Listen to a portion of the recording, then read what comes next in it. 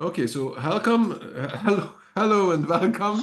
That's what I wanted to say to the Code Maven meetings and the Code Maven YouTube channel. If you're watching in this in the video, if you're watching, please like the video and follow the channel before I forget. My name is Gabor Sabo. I myself teach Rust and teach Python and help companies introduce testing and CI. And I think sharing knowledge is really important. I've been organizing various meetups for more than 20 years now, and mostly in person. But recently I started this idea of inviting people and sharing their knowledge, and I'm really happy that it's starting to take off. So if you have any idea that we'd like to present to the audience, then you're welcome to contact me and we can discuss a presentation. And this time we are going to talk about Rust and embedded Rust. And Maor, I'm going to give the place for Maor, and he'll introduce himself much better than I do. And thank you for coming, and thank you for watching the video. So that's now your turn. And just before I finish this, so if you are here in the video in the meeting, feel free to ask questions. That's one of the nice parts of participating in the event, that you can ask questions in the chat, and then stay around discussing things. So, Maor. Thank you, Gabo. I'm going to share my screen. Let me just make sure everybody can see it. Just make sure everybody can see the screen. Yes. I can see the presentation. I can see the Are we embedded yet? Yeah, okay, perfect. And okay. Yes, I wanted to say that we saw this, we noticed this an earlier meeting, that some reason the slides weren't followed well by Zoom. So please mention when if you feel that it's off. Okay. Okay. Hi, everyone. Welcome to the presentation called Are We Embedded Yet? This is the story of my little journey to implement a tiny HTTP server on a microcontroller. So who am I? Hi, I'm Maor. I'm an electronics engineer and a maker. I currently work for Arbe as a digital design engineer.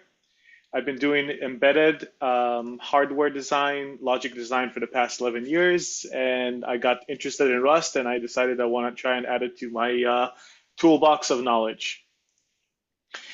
So what are we going to talk about today? I hope you're seeing the first slide right now with the agenda. Yeah? Yep. Okay, perfect. What are we going to talk about today? We're going to do a quick run through about what are microcontrollers. We're going to talk what is the challenge with using Rust in the embedded environment. We're going to look at the use case I was trying to create, what the process was to create the drivers and the tool set to actually make it work. What is the build environment you usually use? How do you debug code? And we're going to look at a bit of demos. And once we finalize all that, we can talk about conclusions. So what are microcontrollers? Microcontrollers are compact, self-contained computing devices.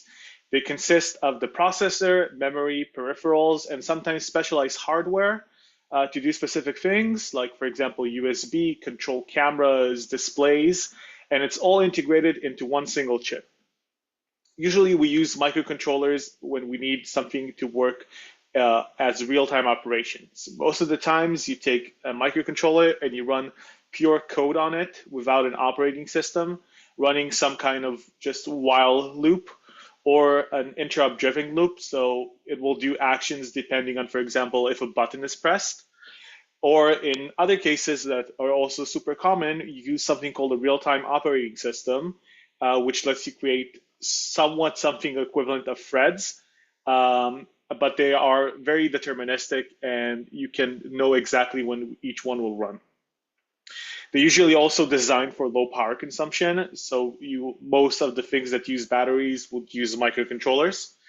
And yes, they're everywhere. In almost every electronic product that isn't using some form of an advanced processor will probably use a microcontroller. So what types of microcontrollers are there? There's a huge variety, and it's a constant battle between getting the most performance or the lowest power or the cheapest price. Um, Even if we look, for example, at architectures, there are so many different architectures that are still being used today. If we, example, look at 8-bit architectures, we can talk about Arduino, for example, which uses its own architecture called AVR. Those are the original ones, not the modern ones. We can think about the 8051, which is super common to see in more like industrial electronics. In the 16-bit world, we have, for example, the MSP 430. And of course, in the 32-bit world, we have the ARM, which the M series, which stands for microcontroller. We have RISC-V, which is now starting to become much more popular uh, in actual products. And we also have MIPS, which you can see in some older generation of microcontrollers. The amount of memory we usually have in these microcontrollers is very small. You can see examples that can be as low as 8 kilobytes of flash memory and 512 bytes of RAM, and sometimes even lower. And even to this day, you can still buy microcontrollers which are one-time programmable, and they can be as cheap as 3 cents. Okay, that's great and all. What about Rust? So let's talk about what is the main challenge with doing Rust with microcontrollers. Uh, Most microcontrollers, if not all of them, implement a single memory space for everything, which means your code, all the peripherals, RAM, everything is mapped into a single memory space. That means, for example, if you want to blink an LED, you need to write or read from a specific memory address in the memory space. Why is that such a problem? Well, that essentially breaks a lot of Rust's memory safety concepts. And we can see an example of that if we look at a single example, just making sure everybody is seeing the table that says SysTick. Yes. Okay, I can perfect. see. Okay, no glitches so far. That's good. So every ARM microcontroller has a small piece of hardware called the SysTick, which is a counter that can count clock cycles. You can use it to calculate a small delay or to count elapsed time. And the way you do that is this block has 4 registers that you can access, starting at a specific memory offset.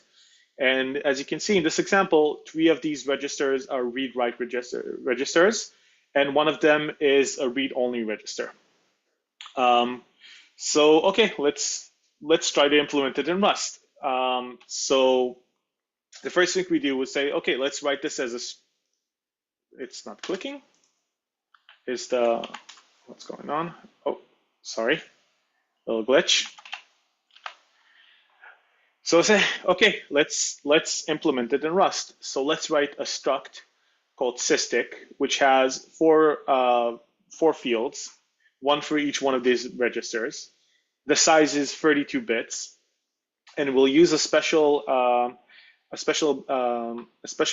thing above the struct to tell Rust to not try to break down this struct, or as in to keep it in the same style as C, which means that these 4 registers or 4 fields are essentially a continuous piece of memory. Okay, now we have the struct that represents this structure. How do we actually use it? So this is where unfortunately we need to start using unsafe code. So to do this, we need to take the memory offset that we see here, the 0x E1000 underscore E10, and cast it as a mutable reference to a SysTick struct, and then give a mutable reference to that as the object that we use. Whew, that's a mouthful. And to make things even worse, Rust and like C does this as well, because you don't want the compiler to optimize out these memory accesses. you have to do this reads and writes in a volatile fashion. And doing these accesses in a volatile fashion is also unsafe code, which means in just these 6 lines, we've had to use unsafe constantly in order to access something that's a very basic part of our code. Okay, so this is obviously very, very uncomfortable, and obviously we don't just want to put unsafe on the entire code and just keep going. So what do?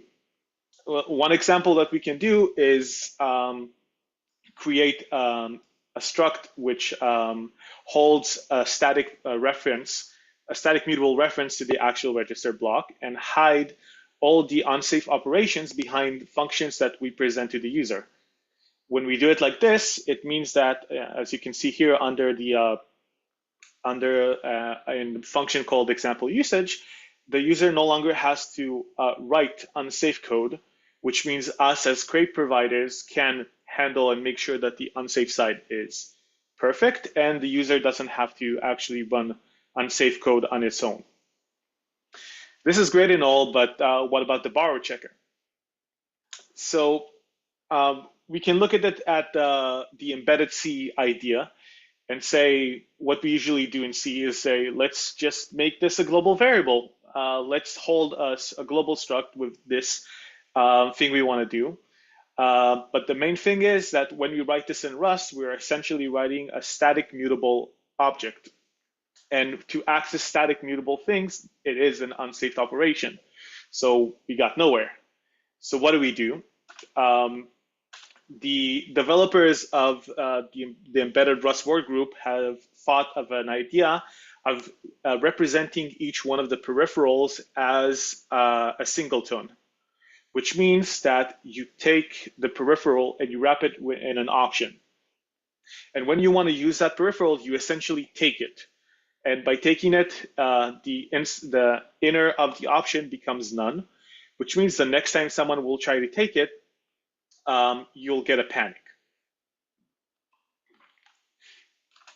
Okay, so now we have this basic tool set which allows us to actually access peripherals and use it in some form of a safe fashion and getting some of the safety capabilities of Rust. Obviously, we don't want to just go now and write every register block inside the chip. It can have hundreds of, if not thousands of registers that we need to write. What do? So the methodology that usually is done when it comes to the embedded world is to use something called a hardware abstraction library. And the way that the embedded Rust implemented this is by taking a special file called an SVD file, which is a file that usually is provided by most microcontroller vendors, which contains every peripheral, the addresses and all the fields and bit width and everything that each part of the chip has. And they created a translator which takes this file and converts it into Rust code, or more specifically to something called a peripheral access crate. This creates all the necessary templated Rust code to access each and every one of the registers and fields in the chip. And what we do above that is that we can create something called a HAL crate.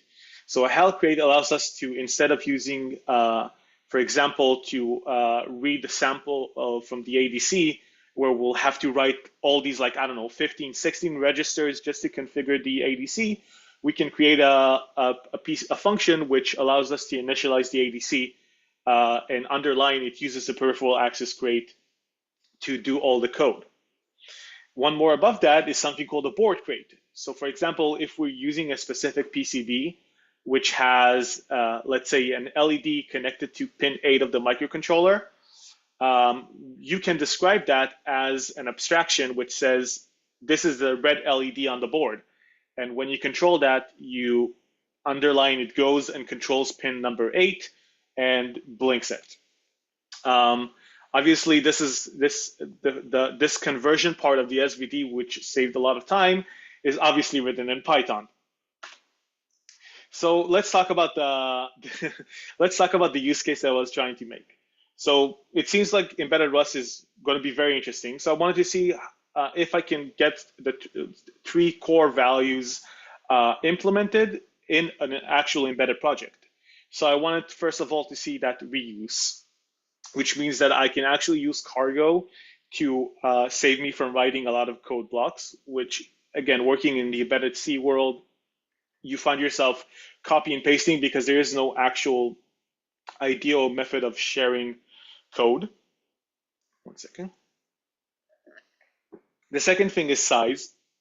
Obviously, we're using a much higher level language than C, but it was important to me to see that even in this case, it can fit in small microcontrollers.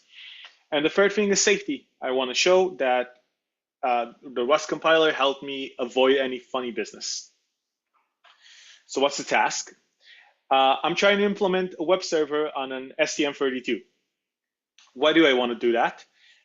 Usually when people create these embedded projects, they provide with the project these archaic GUIs they wrote in a horrible language called C#, which uses this proprietary protocol to communicate with their product. And that's the only way to work with it. And if you have the wrong version, it breaks. And obviously, if you don't have the right .NET drivers, it breaks. So it seems like the most viable idea is why not provide the GUI with the product?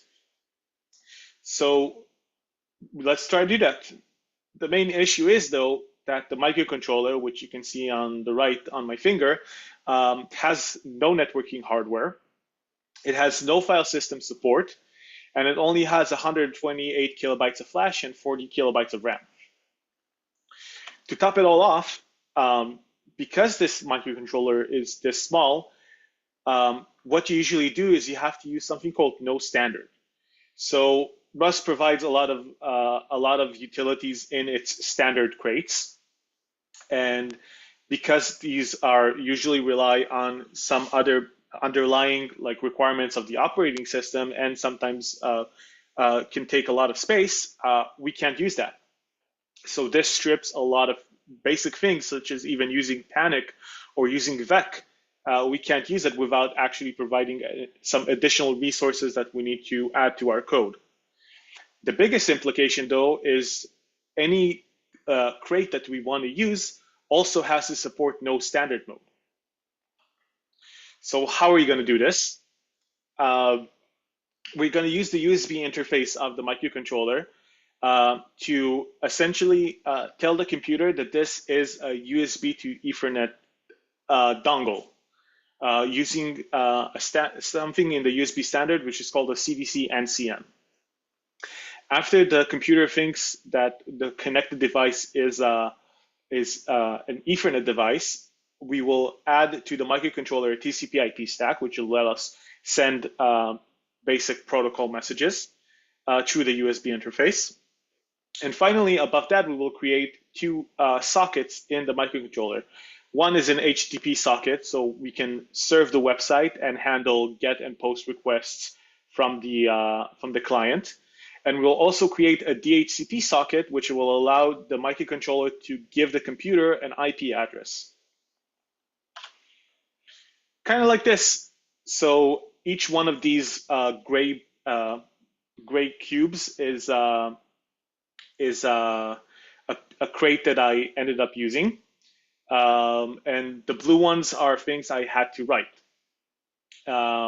So for example, you can see here things such as the HAL, as we talked about a moment ago. And Maor, just a second. There was a question there. Can you do heap allocation with no STD? One second. About heap allocation, yes, we actually have a slide about it. So once I get there, I'll talk about it. And yes. Okay, so as you can see, a lot of the right side, which talks about the actual peripherals of the microcontroller, were luckily standing on the shoulder of giants that did the effort to make all these crates possible. And of course, the TCP/IP stack using something called small TCP, which is a no standard TCP/IP stack. So how does this actual interface looks like? First off, we need to write the CDC NCM driver.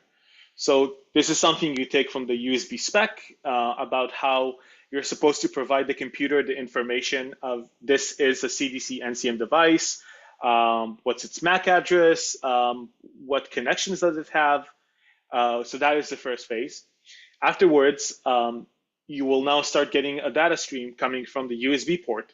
You need to write an API handler to handle the traffic which we want to convert to Ethernet packets and vice versa. And the packets come in small chunks. Because this is a USB 1.1 device, it only provides 64 bytes each time. So we need to essentially buffer and slowly parse the messages. And this luckily was done using a concurrent queue, which let us essentially buffer a set of messages and only handle them later. And on the TCP/IP side, small TCP abstracts away the idea of an interface to providing what it calls TX and RX tokens. So you need to provide an implementation for handling when the small TCP requests a TX token or wants to consume an RX token. You need to provide that interface. The way I did it is by creating another concurrent queue, which means that the small TCP can deposit or pop prepared messages for it to parse or send away, and I can handle them in a stored place because again, the USB side I can only do it in small chunks of 64 bytes. So how does this environment look like? What do we need to actually compile bare metal code for using Rust? So first off, we need a cross-compiler tool chain, and Rust does this amazingly using RustUp. You just add a different target. This specifically for this case, it's an ARM target called a FOM v6, I think, or v7. The point is that it's a lot simpler than what you usually need to do in C to implement a cross compilation.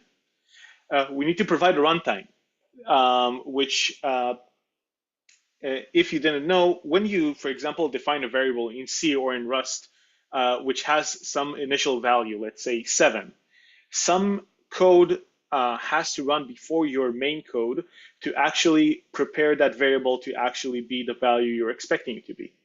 That code is called the runtime, and the Rust embedded group have also provided something, some form of a minimal runtime that you need for the microcontroller to ensure that everything around your code that's running is prepared properly. You also need a file called memoryx, which is Rust's way of creating a linker script. Using that file, you essentially define the address spaces where your flash and RAM live. You can also use that, which I used, to define where you want to do heap allocations.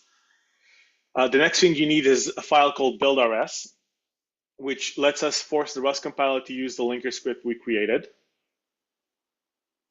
And finally, after all that, we have our main RS, which should contain at least 4 things. The first one is obviously our function main, which would be our entry point to the code. We would want to create or import a panic handler. So once any part of the code calls panic, it will jump to that specific piece of code. We also want to define a global allocator. So anytime we want to use something that uses the heap, for example, creating vex using most of the news that we want to use, we will need to provide a global allocator, which will allocate memory in the heap of a certain location that we define. And the final thing we need to define is something called a hardware exception handlers. So when an interrupt occurs in the chip, for example, if you divide by 0, you need to tell the microcontroller a form of an emergency jump it needs to do to a specific location of code that you want to handle that situation. So you need to also provide those. And after we provided all that, we can start working on our project. So what about debugging? So debugging is super easy if you have the right tools. Rust luckily supports GDB out of the box, which means we can use, for example, something called OpenOCD, which is a piece of software that lets us take any type of debugger and use it to expose a GDB server that we can connect to. For example, using VS Code. That allows us to do step-by-step debugging on the microcontroller while running Rust. And on top of that, in this specific case, because the microcontroller is a modern ARM chip, it also has something called RTT, which lets us, through the JTAG port, essentially send any arbitrary data that we want. And a company called Fair System created a crate called dformat, which lets you send out logs and panics and all this information throughout to the JTAG port without requiring any extra space. And so in this case, because I was essentially enumerating USB a lot, connecting the microcontroller to my Windows PC would make it crash quite quickly. So I set aside a Raspberry Pi, which has the microcontroller, which you can see down here, connected to it, and JTAG debugger by ST connected to its debug pins. And all this remote, because this is GDB exposes a remote connection server, which means the Raspberry Pi can be located somewhere further, and I can just easily, by clicking debug, actually debug remotely on the Raspberry Pi the microcontroller code. And on top of that, we also have the dformat, which lets me just see structured messages, including their location in code where they're printed from. Okay, so what about safety? So we started with talking about global variables. Global variables are coming as sand in embedded projects. They're literally one of the most common things you'll see in almost every embedded project. And because we're using Rust and we want to change or read these variables across other pieces of our code, we're forced to use a mutex. We can't do it otherwise. The Rust compiler will stop you. The second thing is concurrency. So in the same aspect, if we want to transfer data between pieces of code, we will have to make sure that that all this shared data cannot be overwritten while we're working on it. So the only way to actually implement it is by using some form of a concurrency tool, which for example could have been a mutex, but in this case, using the concurrent queue helped also alleviate the fact that like the data rate between certain pieces of the code is not equal. And the nice thing about it is because the concurrency is forced on you, even if you use an interrupt-driven system, which you can think about as multiple threads that are unscheduled, you can still use the same concurrent ideas and it will still be safe. And the third thing is obviously compilation and panic gotchas. So obviously when you write a parser to an API, you won't necessarily get it right the first time, especially when it comes to packed data. So the Rust compiler caught me in a lot of times where I would either miscalculate things and cause an overflow and underflow for a certain field, or I would miscalculate the API sizes, which also caused panics or compilation errors. Okay, I think I digged enough. Let's look at a demo. So I'm gonna switch my OBS to this. Everybody can see me and the little Chrome tab that's running.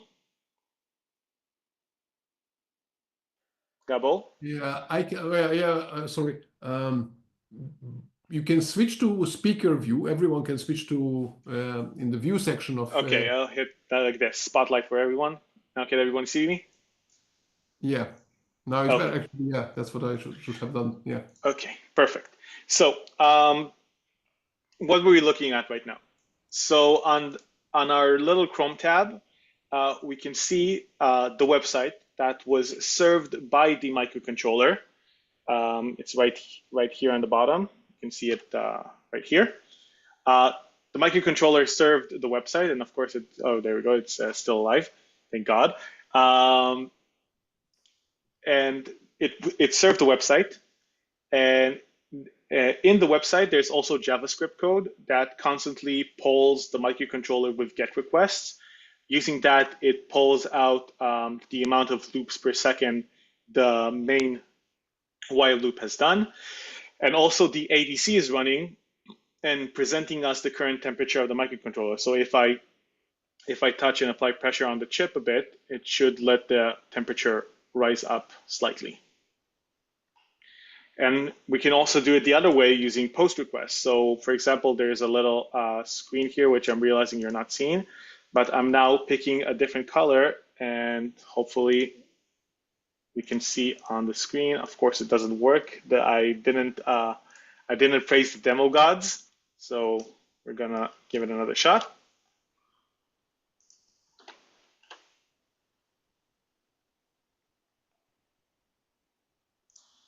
And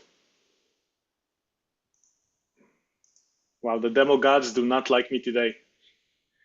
Well, yeah. So essentially, this section of the of the RGB should have controlled the RGB LED on the board. I'm guessing it might be because of Chrome not liking me today.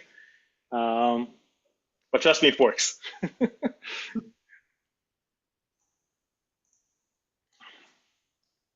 Second, let's go back to the.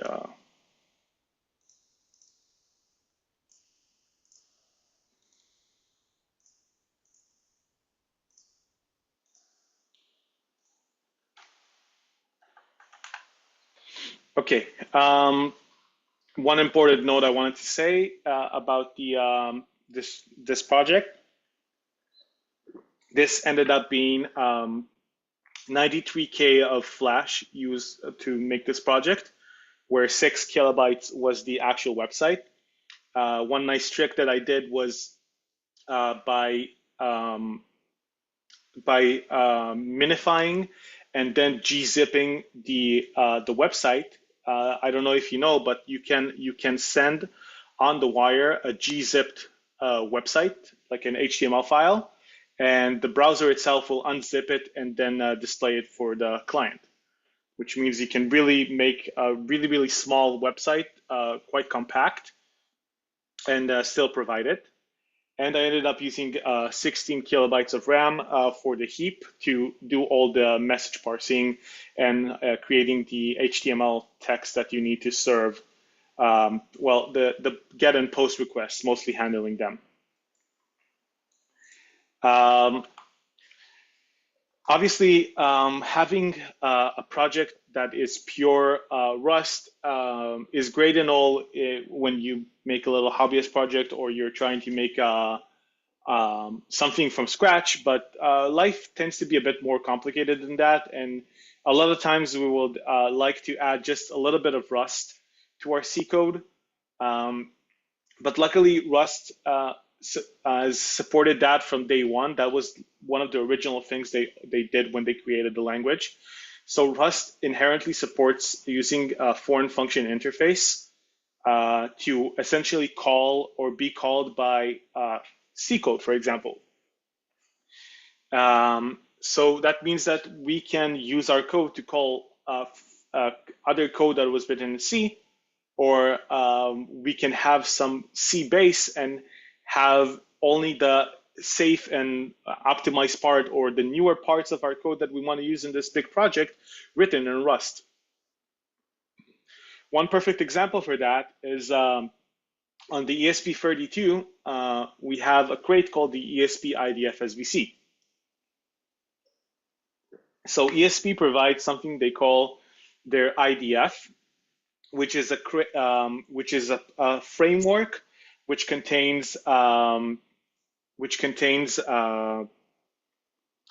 RTOS running with multiple drivers to control many of the actual parts of the chip. For example, controlling the Wi-Fi, controlling the Bluetooth, controlling all the peripherals, handling networking, encryption, file operations, and you write your code above it as one of the threads of the free RTOS. So what the people that wrote the ESP-IDF SVC crate did was essentially treat your Rust code as one of those threads, which means you can just write standard Rust and even async Rust if you want, and it will be embedded into this project, and you have just created a safe part of the code running inside this massive framework that's already been written. So this framework obviously contains all the HAL drivers that we talked about. It also contains higher level setup functions. So for example, you can ask the Wi-Fi to scan, which would require quite a lot of code to write, but for you, it's just one function you call in Rust. And to actually show that, I created another demo, which I call the ClickUp task ePaper display. I like to use ClickUp, which is like Monday and all these other to-do apps to manage all my the personal tasks I need to do. And what I wanted to do was have a little e-paper screen next to my desk, which shows me my current tasks.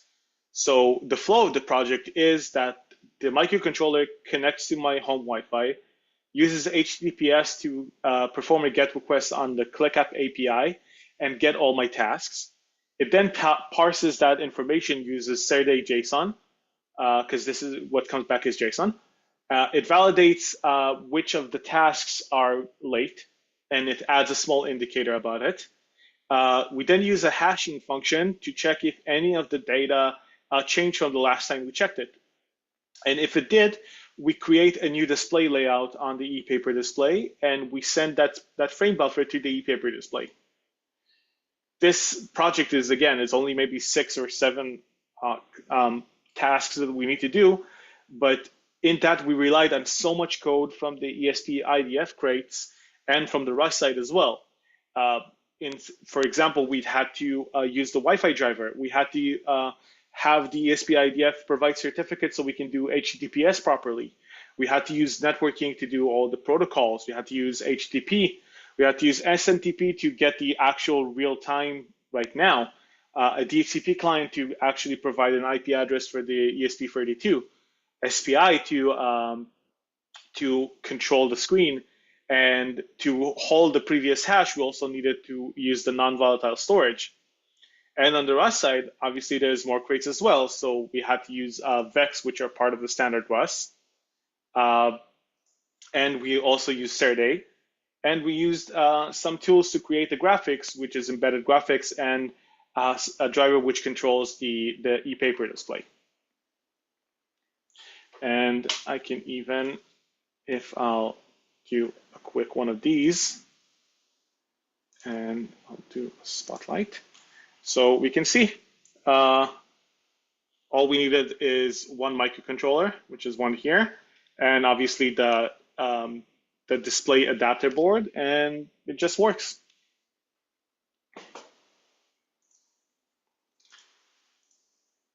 One second.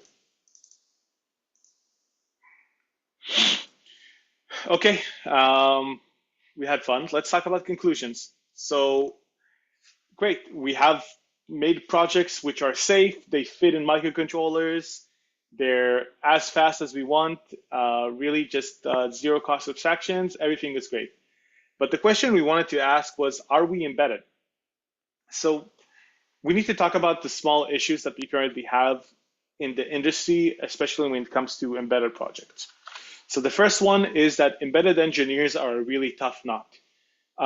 Usually they have so much experience and insanity writing really archaic C code, or even just hand making assembly to handle all these extreme cases in their microcontrollers, that they really rarely will even think about trying to use a different language than C or C++ if they use embedded Linux.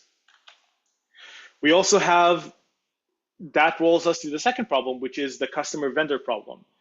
As long as the customers don't ask, I want to do this project on your microcontroller in Rust, all the support and tool chain will stay in the open source side. And I've been constantly checking a lot of vendors, for example, ST, which we used here, NXP, Renesas, Microchip, which all these companies are some of the biggest companies in the world when it comes to microcontrollers that we can find everywhere. None of them support Rust. And some of them even tell you, why do you do this? You don't want to do this. So there's quite a lot of pushback. The only company right now that's supporting the community when it comes to Rust on embedded project is Espressive with the ESP32, which provides examples and support for the actual Rust code. The third thing is that Rust did not invent the word safe code. The idea of having safe code has been around for quite a couple of decades and has been standardized in multiple technical standards for the automotive, medical, industrial, aerospace, military world. Each one of them has their own standard. I am happy to say that Farah System, the company that we talked about earlier, have created their own version of the Rust compiler called Ferrocene. And this compiler can actually comply with the standards. So if you write your Rust code and use that specific compiler, you can get approval for advanced safety standards that are provided in other industries. The two things that are currently unsupported by this compiler are the aerospace industry, so you can't send yet a missile written in Rust, but maybe hopefully soon, and military applications. And the final thing is the RTOS thing. So I vaguely mentioned RTOS in the start and when we were talking about ESP, but RTOSs are quite common in the embedded world, and they're so common that they have a lot of age in them. So for example, FreeRTOS, which is quite used a lot, is 21 years old. FredX, which has been used quite a lot, it's been bought by Microsoft and now called Azure RTOS. It's been around for 27 years. And we also have something called MicroCOS, which has been used to land rockets on the moon. And it's also been around for 33 years. But on the RTOS on the Rust side, we do have two projects, which I know of at least, that are pretty big and like pretty have a good amount of code base and followers. The first one is called Embassy, which tries to implement async Rust in microcontrollers with a single core essentially. It works pretty well and it has a lot of support. But obviously it and the next one has the same issue. They're still very, very young. So it's kind of hard for people to trust that these artists are stable enough for actual hard applications. For example, we can take an extreme case and say a pacemaker, which you have to make sure that everything works to the point. We also have Arctic, which is a really cool example where they use interrupts as threads. And it is another concept of an RTOS. But at the end of the day, till we won't have enough years and experience of using these RTOSs, it will still be a challenge to treat them as good as the C equivalents. That's it. Thank you so much. And if you have any questions, you're more than welcome to stay.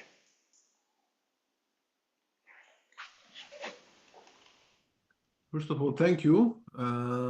Let me just check. How did you turn on this?